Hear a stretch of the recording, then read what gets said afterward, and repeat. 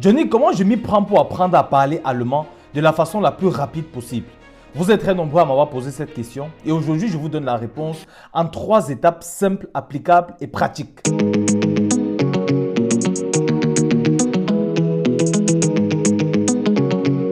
Apprendre la langue en soi n'est pas quelque chose de difficile.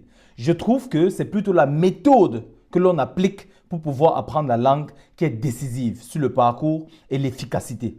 La première méthode que tu dois appliquer lorsque tu es en train d'apprendre une langue, c'est que quand tu vas en cours de langue, dès que tu traverses la porte du centre de langue, ne parle plus en une autre langue que cette langue-là.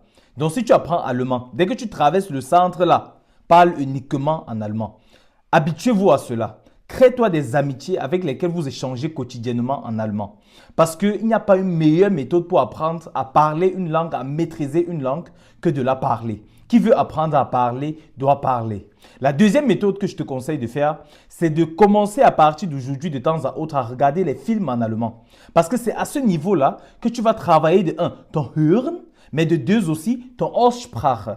Il y a beaucoup de choses que tu ne peux pas bien prononcer si tu n'as pas entendu plusieurs fois quelqu'un prononcer. Donc tu dois regarder ces films-là pour pouvoir travailler ce côté-là de toi. Troisième astuce, ça c'est très fin, mais pourtant très important et efficace. C'est de télécharger une application de traduction.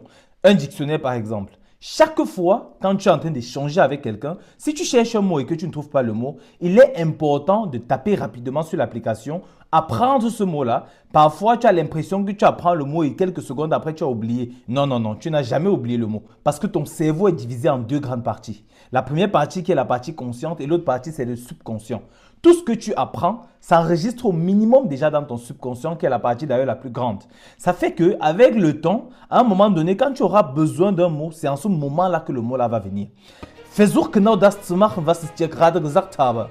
Und mit der Zeit wirst du ganz schnell merken, du wirst dich verbessern und die deutsche Sprache beherrschen.